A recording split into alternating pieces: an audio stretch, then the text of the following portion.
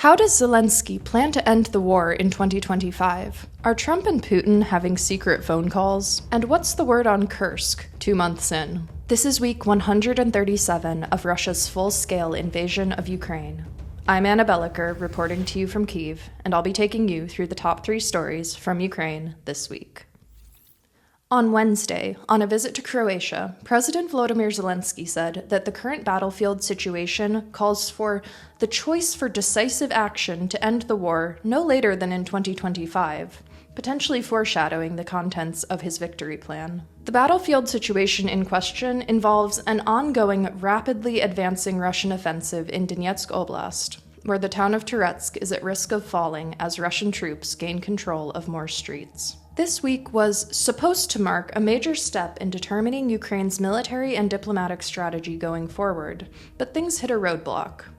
U.S. President Joe Biden was set to attend a leader-level meeting of the Ramstein summit in Germany, where President Zelensky was expected to present the victory plan that we've been hearing so much about in recent weeks. It was expected that there might be some big policy change and/or aid announcements coming out of this summit, the last of its kind that will be held before the U.S. presidential election next month. The event was postponed indefinitely, though, when President Biden canceled his travel due to the emergency caused by Hurricane Milton, an emergency which is still far from resolved at the time we're recording this. There's no word about when the summit might be rescheduled or whether the same leaders would attend under the same conditions, or what will happen if it can't be held before the U.S. presidential election. The Kyiv Independent reached out to Ukraine's presidential office for a comment, but has not received a response at the time of this recording. Zelensky already presented the plan to Biden at the White House in late September. He also discussed it with presidential candidates Donald Trump and Kamala Harris, as well as with members of Congress. He presented it to British Prime Minister Keir Starmer on Thursday in London, and then to French President Emmanuel Macron and Italian President Giorgia Meloni in their respective countries later that same day. Allied leaders seem to be largely on board with the plan's contents, which seek to give Ukraine a strong enough position to force diplomacy with Russia. But it's still unknown how much that agreeableness will translate to new aid or lifted restrictions on weapon use. President Zelensky has claimed that when the plan is fully implemented, Russia will lose the ability to threaten Europe. Almost exactly a month out from the U.S. presidential election, it remains to be seen how much the Biden regime will push to secure its legacy in regards to supporting Ukraine.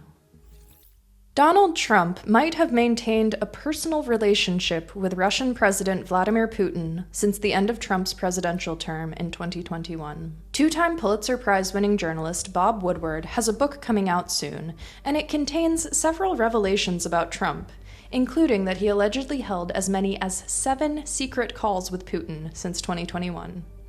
An unnamed aide to Trump is the source claiming to have knowledge of these calls, some of which are alleged to have taken place as recently as this year. At the time that these calls would have been taking place, Trump was pressuring members of the Republican Party to block aid to Ukraine, the country that Putin was and still is commanding a violent invasion of. The book also alleges that Trump did the personal favor of sending Putin Western testing machines in the early days of COVID-19, when such machines were scarce. Putin, who famously took extra precautionary measures during the pandemic, reportedly asked Trump not to tell anyone about the favor. The Trump team denies the machines were sent, but the Kremlin confirmed it. Both Trump's team and the Kremlin have, however, denied the allegations about the phone calls. The current White House press secretary has said that if the allegations about the calls are true, they would be considered a threat to both Ukrainian and American national security. They would not, however, be inconsistent with Trump's history of friendly behavior with Putin. Trump's rhetoric this campaign season hasn't ruled out maintaining an ally-like relationship with Putin. There's a reason that Kremlin and far-right talking points often overlap. Trump is still sticking to his vague statement that if he's elected, he'll end Russia's war against Ukraine within 24 hours. He even reiterated this when he met with Zelensky 2 weeks ago in the U.S. If I win, we're going to have a very fair and, I think, actually rather rapid deal. It should stop, and the president wants it to stop, and I'm sure President Putin wants it to stop. and that's a good combination. If Trump has really been holding secret phone calls with Putin, it gives these words an even more alarming meaning. That Trump might have already been brokering his version of a deal with Putin, one that Putin seems prepared to go along with, if Trump is to be believed. It's now been 2 full months since Ukraine launched its surprise incursion into Russia's Kursk Oblast. During a recent visit to troops in Ukraine's neighboring Sumy Oblast, President Zelensky thanked the military staff responsible for the operation, saying that it greatly helped motivate those who gave us weapons, meaning the United States and other Western allies. Russia has made several unsuccessful attempts to counterattack in Kursk Oblast, with Kyiv claiming that the most recent push this week was thwarted. U.S. officials predict that Ukraine can continue to hold the 500 square miles of territory it currently controls in Kursk for several more months to come. Analysts think that the redeployment of 50,000 Russian troops to Kursk means that the Russians are trying to expel Ukraine before winter, so that they can dedicate more resources towards the offensive in Donetsk. But the front lines in Kursk have been keeping pretty stable. There's a double-edged sword about the Kursk operation.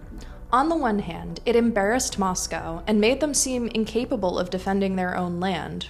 But it also made the war much more real for Russian people in the border regions and beyond, and that could very well translate to increased public support for the continued invasion of Ukraine. An analyst at the Carnegie Russia-Eurasia Center told the Kyiv Independent that citizens who feel terrorized by the war are actually less likely to protest against the Kremlin and more likely to support the state. Another expert said that one of the most significant outcomes of the Kursk attack may be a reinforcement of anti-Ukrainian and anti-Western sentiment, which could in turn boost support for Putin and prolong the war.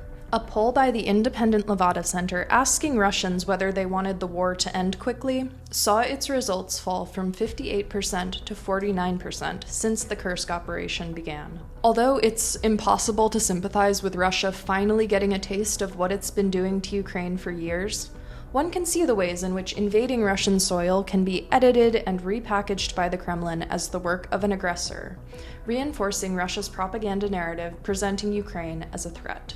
And although 2 full months seems like a staggering amount of time for Ukraine to be occupying Russian soil, it still feels like it's too early to give a verdict on Kursk. It hasn't succeeded in depleting Russia's number of troops in the east, something that is badly needed for Ukraine to have a chance at turning the tide of the war.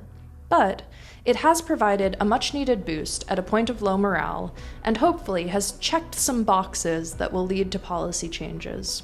How, when, and on what conditions it will ultimately end is still unknown. Finally, I didn't think we'd have to do this again so soon, but in response to all of you asking in the comments why we have this bust of Lenin in the background. We don't. This is Ukrainian poet, writer, artist, politician, folklorist, and ethnographer Taras Shevchenko. We have an explainer on who Taras Shevchenko was and why he's still a relevant and arguably the most famous figure in Ukraine. It's linked in the description below. That's all for this week. We'll be back next Sunday with more news from Ukraine. Your support is what makes our work possible. If you enjoyed this video, please like and subscribe to this channel. If you'd like to become a member of the Kyiv Independent community, please visit the link in the description below. Your membership helps support our independent journalism and allows us to bring you the news from Ukraine. Thank you for watching. I'll see you next week.